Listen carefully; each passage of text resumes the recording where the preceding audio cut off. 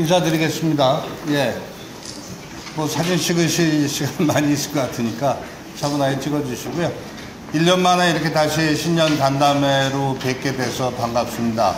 여러 가지로 바쁘실 텐데 연초에 이렇게 많이 참석해 주셔서 먼저 감사의 말씀을 드리고 정찬훈 팀장 얘기한 대로 제가 간단히 설명 먼저 하고 질의응답하는 순서로 하겠습니다.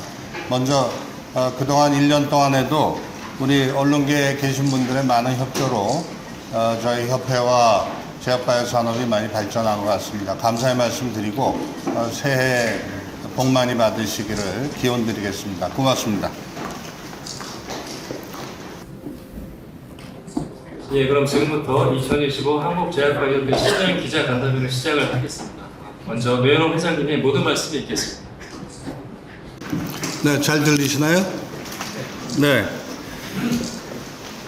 제약바이오 산업 앞으로 국민 건강과 대한민국 경제의 희망이 되겠습니다. 도전과 불확실성의 시기입니다. 미국 트럼프 2기 정부 출범과 맞물린 자국 산업 보호주의 강화, 글로벌 공급망 재편 기조 심화 등 국제 통상 환경이 급변하고 있습니다. 국내적으로도 이어지는 저성장 기조와 고환율, 투자 심리 위축 등 경제 지표와 산업 환경은 그 어느 때보다도 높은 위기감을 갖게 합니다.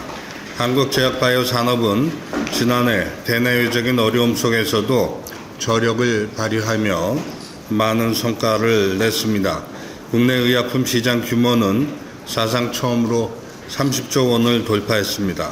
세계 3위의 신약 파이프라인 보유국으로 올라섰고 기술 수출 계약은 9조 원에 달했습니다. 국내 개발 신약이 미국과 유럽 등 선진 시장에서 잇따라 승인을 받았고 기업들은 현지 공장 인수와 글로벌 파트너십 체결 등 적극적으로 해외 시장 공략을 가속화했습니다. 2025년 한국제약바이오협회는 창립 80주년을 맞이합니다. 1945년 10월 광복 직후의 척박한 환경에서 조선약품공업협회라는 이름으로 도출을 올렸던 한국제약바이오협회는 이제 도전과 혁신의 80년을 넘어서 국민과 함께 100년을 향한 대도약의 힘찬 걸음을 내딛고자 합니다. K-파마, 대한민국의 건강한 미래를 비전으로 혁신하고 협력하고 신뢰받는 제약바이오 산업의 선두에 서겠습니다.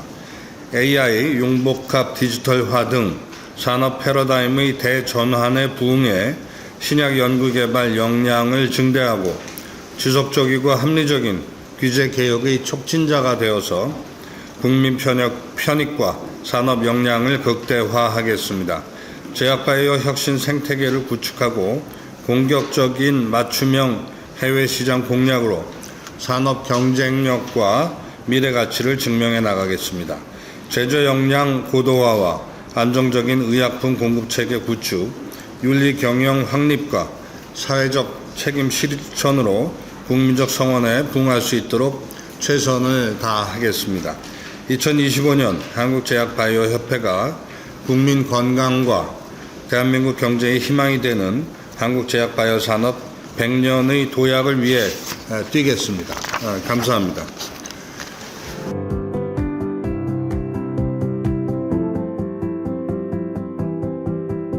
이어서 글로벌과 국내 제약바이오 현황에 대해서 간략하게 말씀드리겠습니다. 여기 계신 분들 모두 전문가시라서 이미 잘 알고 계시지만 글로벌 제약바이오 산업의 현황을 간단히 말씀드리면 의약품 시장은 1조 6천억 달러로서 23년도 1조 6천억 달러 정도로 전년 대비 8.2% 성장했고요. 우리나라 화폐 단위로 얘기하면 한 2,300조 원 정도 됩니다. 바이오 의약품 시장은 약 6천억 달러, 전년 대비 18.3%가 올라갔고 전체 시장의 39%를 차지하고 있습니다. 기업 R&D 투자도 약 3천억 달러로서 전년 대비 18% 정도가 증가했습니다. 매출 대비는 전체적으로 매출 대비해서 한 19% 정도 하고 있고요. 주요 지표들을 몇 가지 말씀드리면 R&D 파이프라인은 2019년에 16,000여 개였던 것이 2024년 21,292개로 연평균 7.1% 증가하고 있습니다. 이러한 파이프라인 중에서 글로벌 상위 5개국 파이프라인 비중을 살펴보면 23년도에 미국, 중국, 영국, 한국, 독일 순으로 한국은 2,900여 개로 13.7%를 차지하고 있고, 이거는 주로 이밸류에이트 데이터를 저희들이 활용하는 것인데, 여기는 19년과 23년을 비교하기 위해서 23년 데이터를 제시했지만 24년에는 14.2%로 영국을 넘어서 미국, 중국 다음에 3위에 랭크하는 성과를 나타내고 있다고 말씀드릴 수 있습니다. AI 신약 개발 시장은 보시는 바와 같이 연평균 17.5%의 성장을 보이고 있고, 다만 그 VC 투자에 대해서는 연평균 약 5.7% 정도 증가하는 것으로 나타나고 있습니다만, 그래프에서 보시듯이 2021년에는 438억 달러였던 것이 23년에 235억 달러로 줄어들어서 최근에 투자 환경이 매우 국제적으로뿐 아니라 국내적으로도 어렵다는 것을 나타내고 있습니다.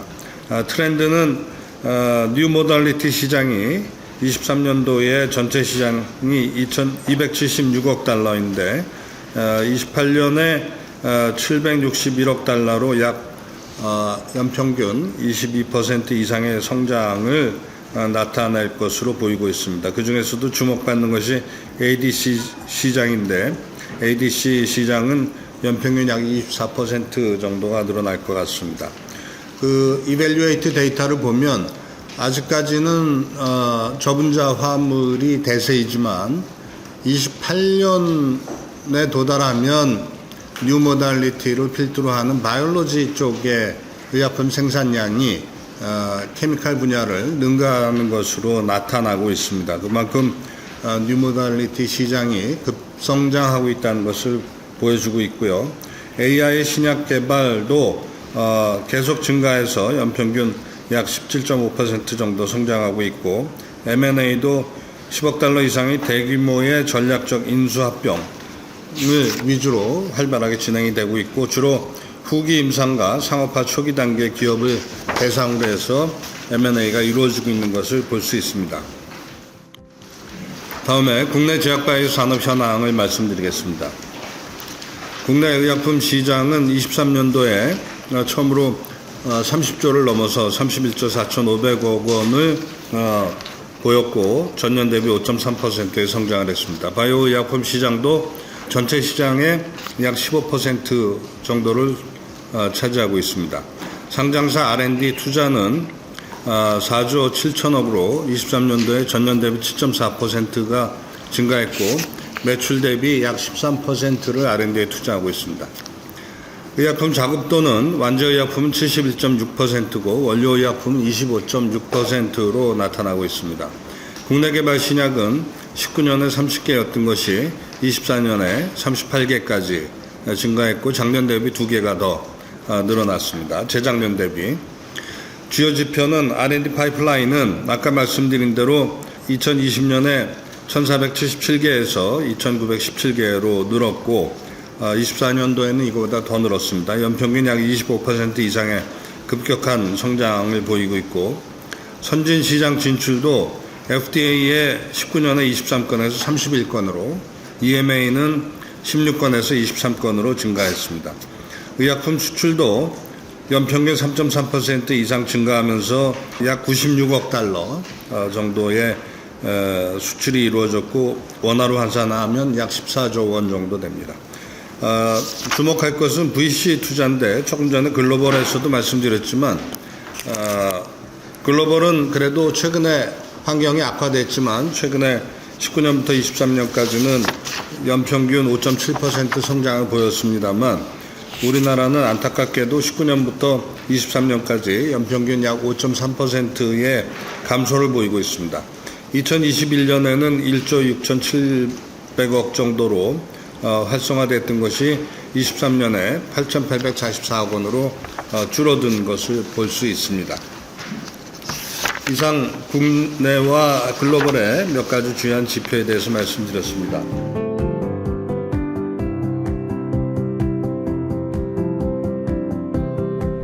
작년에 기자간담회 할 때 저희들이 성과로서 결과를 나타내겠다 이런 말씀을 드린 적이 있는데, 그래서 저희들이 말씀드린 것에 대해서 어떠한 결과가 도출됐는지를 말씀드리기 위해서 24년도 주요 성과를 간략하게 정리를 했습니다.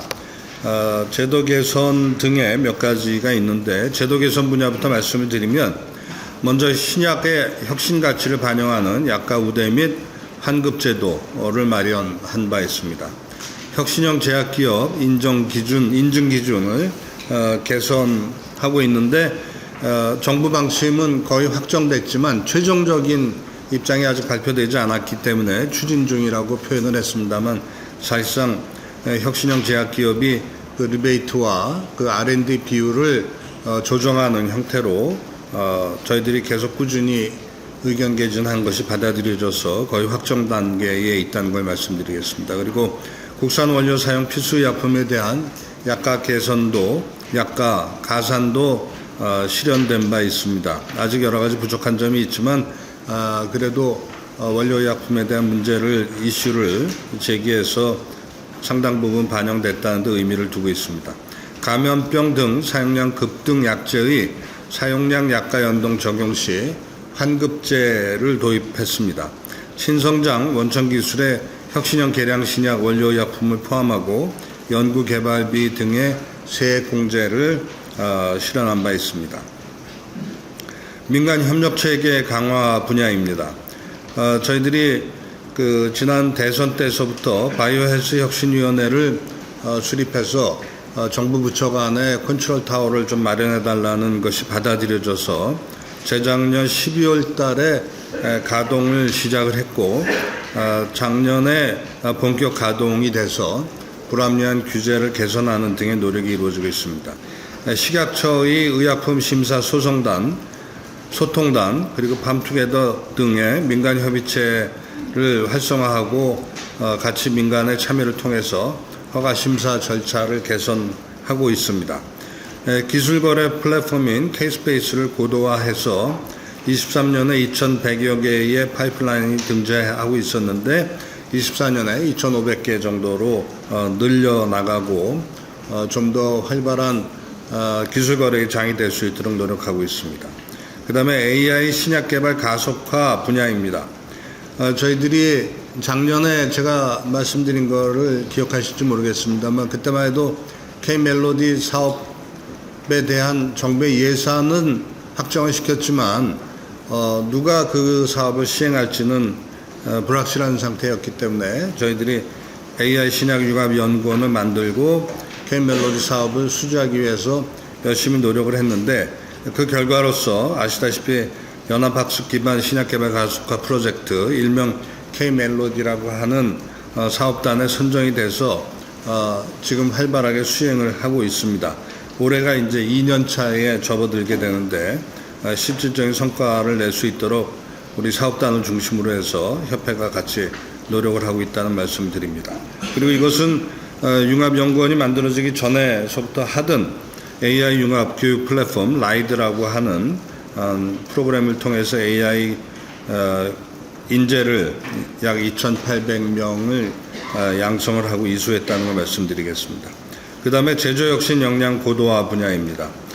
제조 품질은 의약품을 공급하는 협회 입장에서는 매우 중요한 일이기 때문에 제조품질혁신위원회를 새로이 만들었고, 또한 최근에 파이프라인의 많은 부분이 바이오벤처에서 나오는 등의 여러 가지 상황을 감안해서 저희들이 바이오벤처 특위를 설치했고, 그쪽을 통해서 많은 지원 체계를 구축해 나가고 있습니다. 그리고 바이오 원부자재 기술개발 사업이나 국산화를 산자부의 지원을 받아서 추진을 해 나가고 있습니다. 그리고 바이오 의약품 신규 제형 기반 계량의학이나 바이오베터 제품화 및 기술개발 지원도 정부와 협력해서 지원해 나가고 있고, QBD, 퀄리티 바이 디자인에 관련된 교육을 실시하고 있고, 스마트 공장을 구축하는 사업을 정부와 같이 지원하고 있다는 말씀을 드리겠습니다.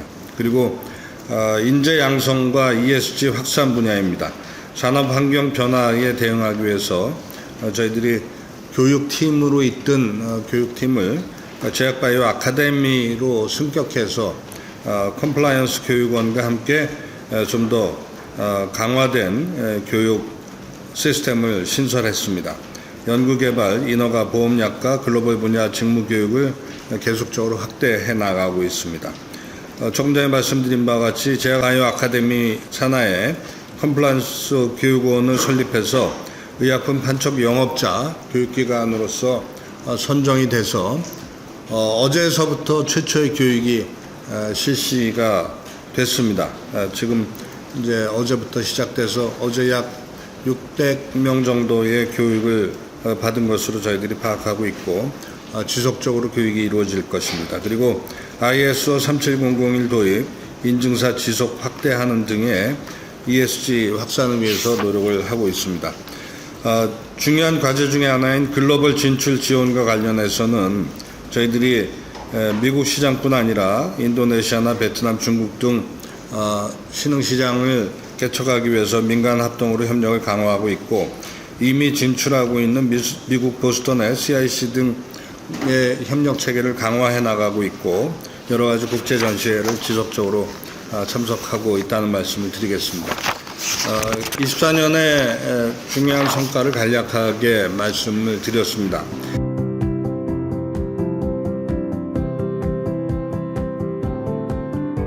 그 다음은 한국제약바이오협회 창립 80주년 기념 사업에 대해서 말씀드리겠습니다. 여기 앞에 보시다시피 저희들이 올해 창립 80주년입니다. 그래서 80주년을 좀 더 뜻깊게 내실 있게 지내고 향후 100년을 향한 대도약의 준비 기간으로 삼기 위해서 저희들이 여러 가지 준비를 했습니다. 경과를 잠깐 말씀드리면 작년 2월에 80주년 기념사업 추진위원회를 만들어서 저와 윤웅섭 이사장께서 공동위원장으로 출범을 했고 4월에 이사회에서 80주년 기념사업을 의결을 했고 5월에 임시총회에서 80주년 기념사업 추진계획을 의결한 바 있습니다.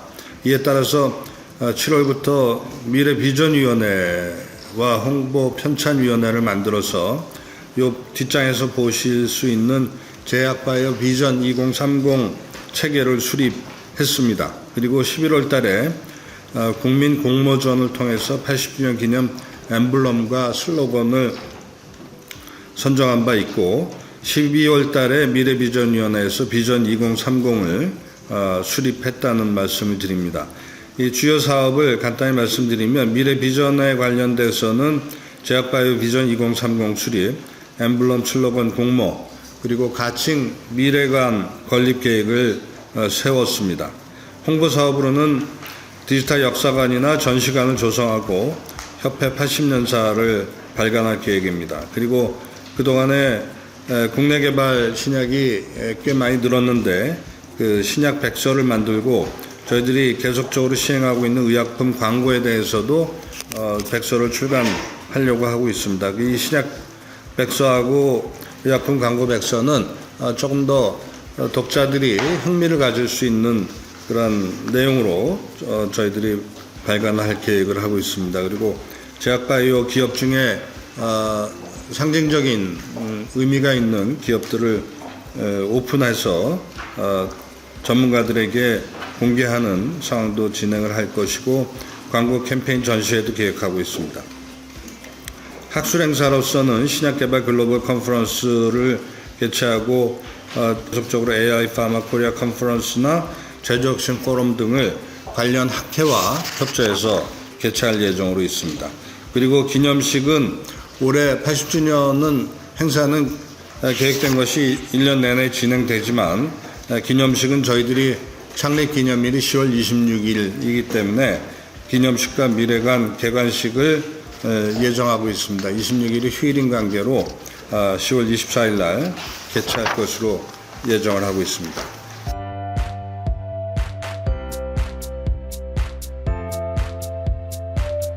제약바이오 비전 2030의 체계를 말씀드리겠습니다. 비전은 K-파마 대한민국의 건강한 미래로 선정했습니다. 이것은 저희 협회에서 자체적으로 하기보다는 아까 말씀드린 대로 미래비전위원회 위원장을 한미에서 신약 개발을 열심히 하시던 전 이관순 이사장님을 위원장으로 해서 민간 중심의 미래비전위원회를 만들어서 그곳에서 여러 차례 논의한 결과 비전은 K-파마 대한민국의 건강한 미래로 정했고 핵심 가치는 혁신, 협력, 신뢰로 정했습니다. 목표는 세 가지인데 신약 개발 선진국 도약, 다양한 협력 모델로 글로벌 성과 증대, 제조 역량 강화로 국민 건강 안전망 구축을 하겠다는 것을 목표로 잡았습니다. 이 세 가지 목표를 실천하기 위한 전략과 과제로서 또한 세 가지를 큰 카테고리로 정했는데 첫 번째는 신약 개발, 혁신 성장 생태계 구축, 두 번째는 제약바이오 글로벌 경쟁력 제고, 세 번째 의약품 접근성 제고와 사회적 책임 강화로 정했습니다. 신약 개발, 혁신 성장 생태계 구축은 오픈 이노베이션 촉진, 디지털 전환 및 AI 등 신기술 융합, 규제 혁신 및 공정한 신약 가치 인정, R&D 인프라 확대 및 인자 양성 등 네 가지를 과제로서 선정했습니다. 제약바이오 글로벌 경쟁력 제고와 관련해서는 선진시장 진출 지원 체계 구축, 신흥시장 진출 네트워크 강화, 글로벌 생산 및 교육 허브 도약, 그리고 글로벌 규제 조화와 G2G 협력 촉진 네 가지 과제를 선정했습니다. 의약품 접근성 제고와 사회적 책임을 강화하기 위해서는 제조 품질 혁신과 안전 공급 체계 확보, 백신 개발 촉진을 위한 투자 및 제조 환경 개선, 원료 소부장 산업 육성 및 공급망 다변화, 그리고 제약바이오 기업의 윤리 경영 강화, 그렇게 네 가지 과제를 정한 바 있습니다. 그 7쪽, 8쪽, 9쪽까지 그 전략과 과제에 대한 세부적인 사안을 기록해 놨으니까 참고해 주시면 감사하겠습니다. 그러면 엠블럼하고 슬로건 관련된 사항을 말씀드리겠습니다.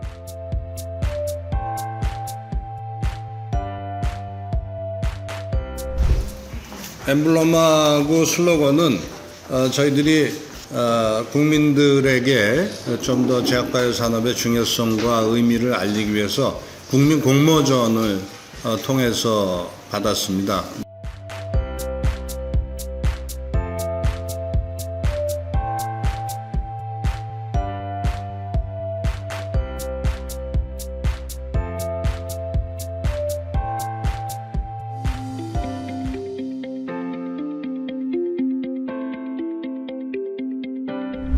제가 발표할 것의 마지막에 저희들이 해마다 정책 제안을 내고 있습니다. 저희들이 정부와 산업체의 중간자적인 역할을 하면서 좀 더 산업계를 발전시키기 위한 여러 가지 고민들을 하고 있는데 그중에 몇 가지를 정책 제안으로 말씀드리려고 합니다. 첫 번째는 제약바이오 혁신 기반 구축을 위한 정부의 R&D 지원 확대가 필요하다는 내용입니다.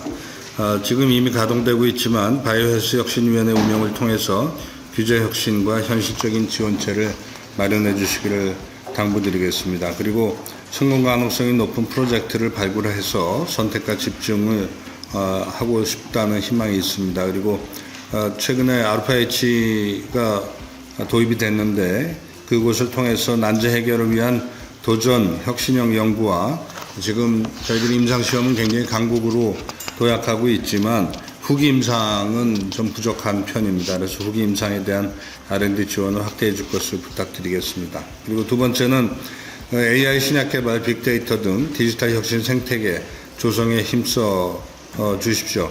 저희 협회에서도 AI 신약 융합연구원을 만드는 등 노력을 하고 있지만 역시 데이터 활용이나 융합연구 활성화를 위해서는 정부의 법적, 제도적 기반이 매우 중요합니다.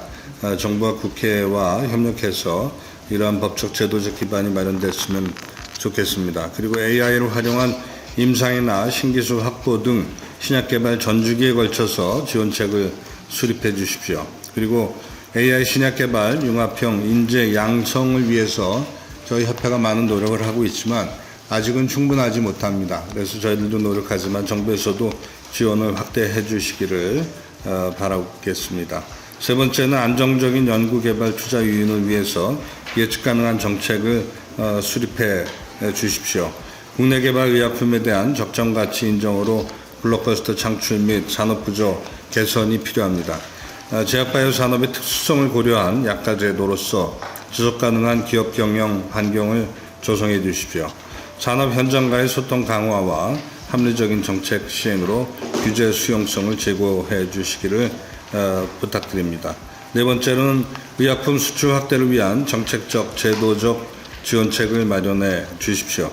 해외 시장 진출을 촉진하는 정보 제공 확대 및 의약품별 맞춤형 전략을 수립해 주십시오.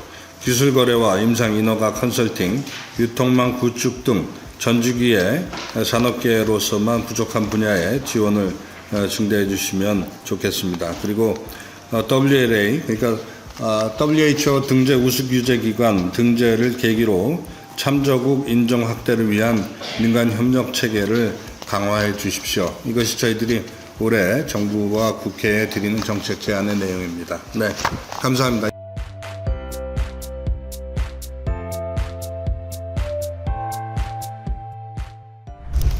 뭐 여러 가지 생각이 있습니다. 그런데 이제 제가 생각하는 것은 1차적으로 정부에서 재작년에 발표한 제3차 제약바이오 산업 육성 지원 종합계획에 제시한 여러 가지 목표들이 있습니다. 그래서 저희 협회도 그러한 목표와 발을 맞춰서 달성하겠다라고 했는데 그 내용은 여기 계신 분들 기억하고 계시겠지만 뭐 블록버스터급 신약 2개 창출, 50대 기업에 몇 개 기업이 들어가고 이러한 내용들이 포함되어 있습니다. 수출 지원하고 이런 것들이 그러한 정부의 정책과 발맞춰서 정부가 제시한 목표를 달성할 수 있도록 산업계와 협력해서 계속 열심히 추진하겠다는 것이 역시 가장 큰 당위가 될 것 같습니다. 그런 것을 위해서 여러 가지 부수적인 노력들이 기울여져야 될 것입니다.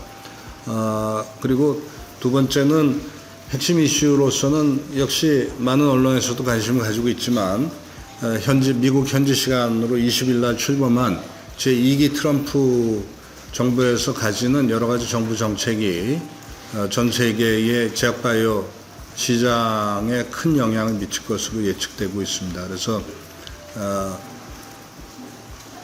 트럼프 2기 행정부에서 가지는 정책, 제약바이오 관련된 정책이 세계 시장에 미치는 영향을 면밀하게 분석을 하고 거기에 산업이 가능한 대로 기민하게 대응할 수 있는 노력들을 하는 것이 굉장히 중요하다고 생각됩니다. 그리고 세 번째로는 아까도 보고 말씀드렸습니다만 벤처 투자 등의 투자 환경이 매우 어렵습니다. 민간 분야가 활성화되기 위해서는 투자가 매우 중요합니다만 그 투자 분위기가 매우 어려워져 있는 상황이기 때문에 그러한 상황을 정부와 저희 산업계와 투자계가 어떻게 협력해서 이 위기를 잘 극복을 하고 저희들이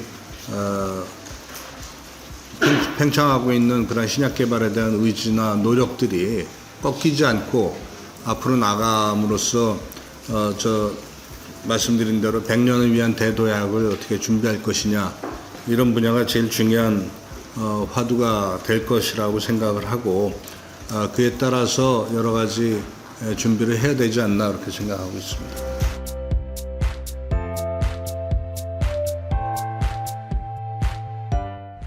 저희들 산업계로서는 여러 가지가 중요하지만 역시 약가 정책이 매우 중요합니다. 그래서 24년 7월까지 약 10차례의 민간 협의체를 만들어서 정부하고 산업계가 대화를 했습니다. 그러한 대화의 장을 만들어서 정부와 산업계가 소통을 할 수 있도록 노력을 해주시는 것에 대해서는 산업계를 대표하는 입장에서 매우 감사하다고 생각을 하고 있습니다. 그렇지만 그 해외 약가 제도 자체에 대해서는 저희들은 계속 우려되는 사항들을 말씀을 드렸고, 그 우려되는 사항이라는 것은 가장 핵심적인 것은 각국의 보건의료 체계가 매우 다르고 그 각국마다 각국의 사정을 반영한 사회경제적인 여러 가지 상황을 반영해서 약가제도 등의 보건의료 체계를 갖추고 있는데 그러한 제도적인 차이나 이런 것들을 충분히 고려하지 않고 단지 어떤 시점에서 종단면적으로 해외 약가와 가격 비교를 해서 하는 것이 여러 가지 논리적으로 모순이 있다.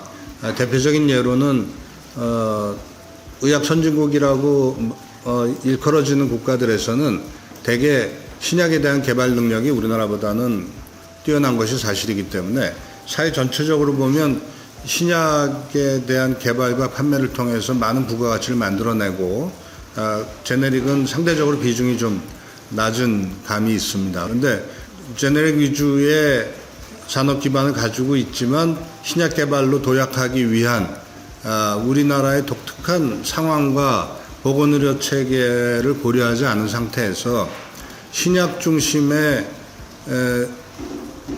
국가들의 제네릭 가격을 종단면적으로 어떤 시점에서 비교한다는 것 자체가 과연 논리적으로 같이 공존할 수 있느냐 하는 것들에 대해서 저희들이 문제의식을 가지고 있는 것이고요. 또 하나 구체적인 예를 들면 의학 선진국들은 대개 처음에 제네릭이 나올 때는 상당히 높은 가격을 유지해 줍니다. 그 다음에 여러 약이 나오면 그 가격이 시장 기전에 의해서 떨어지지만 그 시간적인 차이나 이런 것들이 전혀 반영되지 않을 수 있는 위험성이 있고 그렇기 때문에 무엇보다도 그리고 보험 재정 안정이라는 측면에서는 정부에서 가지고 있는 고민을 저희들이 충분히 이해를 하지만 산업 육성이라는 측면에서 가지는 부작용 같은 거를 충분히 고려를 해야 되지 않냐. 아까 말씀드렸다시피 신약 선진국으로 도약하기 위한 우리나라의 입장이 매우 중차대한 시점이라고 생각을 하기 때문에 이 시점에서 그 제도들이 가지는 산업 육성이라는 차원에서 미치는 영향 이런 것들을 종합적으로 고려를 해서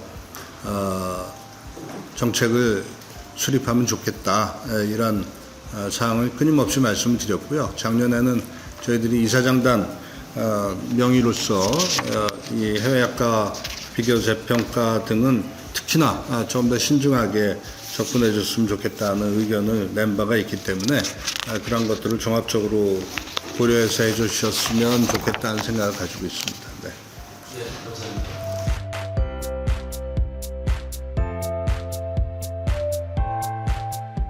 그 원료의약품의 작업도가 뭐 때에 따라서 이제 상당히 크게 부침을 하고 있는데 최근에 20%로 조금 증가했습니다. 그 원인 중에 하나는 저희들이 재작년, 작년 계속 노력을 해서 그 국산 원료의약품에 대한 약가 우대 정책을 시행한 바 있습니다. 그래서 그 분야에 대해서 정부의 국회에서도 많은 노력을 해줘서 감사한 생각을 가지고 있습니다. 그런데 그 결과로서는 국산 원료의약품을 쓰는 완제의약품에 대해서 약가 가산을 68%를 5년 플러스 5년, 10년까지 연장해서 할 수 있다는 것이기 때문에 겉으로 보기에는 굉장히 크게 발전한 것 같아서 감사한 생각인데 그 약제를 필수의약품으로 한정했기 때문에 특별히 또 바이오의약품 등과 관련해서는 중국 제품들에 대한 사용금지나 미국 기술에 중국적으로 가는 것을 막는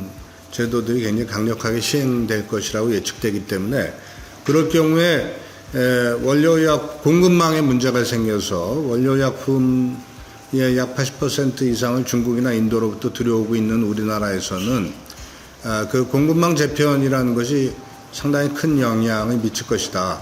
우리나라나 미국이나 WHO나 필수의약품에 대한 정의가 좀 다릅니다. 그래서 일단 지금 단계에서는 정부 정책에서 필수의약품으로 정했지만 필수의약품의 범주를 WHO에서 정하는 필수의약품이나 미국에서 정하는 필수의약품도 범주가 다릅니다. 그리고 생산 공급이나 생산이나 수입이 중단이 우려되는 의약품 등이나 이런 국민 생활에 직접적으로 영향을 미칠 수 있는 의약품의 범주를 우선 좀 확대하고 하는 것이 시급하지 않은가 생각하고 또 하나는 지금 개선된 제도는 원료의약품, 국산 원료의약품을 사용한 완제의약품에 대한 약가 우대 정책만 작년, 재작년에 개선이 된 건데, 실질적으로 원료의약품을 만드는 기업에 대한 직접적인 지원은 현재 없는 상태입니다. 그래서 올해는 조금 전에 말씀드린 대로 필수의약품의 범주를 좀 현실적으로 국민 생활에 불편함이 없게 확대하는 쪽으로 노력을 좀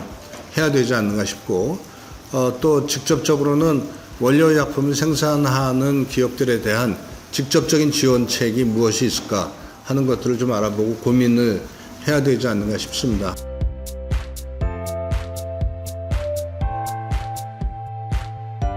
간략하게 먼저 말씀드리면 작년 하반기서부터 본격적으로 시작을 했고요. 그래서 1세부, 2세부, 3세부 과제에서 참여자들이 다 선정이 돼서 사업을 본격적으로 시작을 했고, 제가 알기로는 성과 발표를 작년 말에 1차 연도 성과 발표회는 이미 작년 말에 했습니다. 그리고 올해는 작년에 계획한 것과 성과 발표회를 근본으로 해서 올해 할 수 있는 계획들을 다 수립을 해서 진행 중인데, 1세부, 2세부는 지금까지 참여한 곳들과 계속 해나가고, 3세부만 그 솔루션 개발 기업체가 지금 5군데 들어와 있는데 5군데를 추가로 선정해서 사업을 더 보완하거나 발전시키거나 지속하거나 그러한 형태로 진행이 될 것이라는 말씀을 드리겠습니다.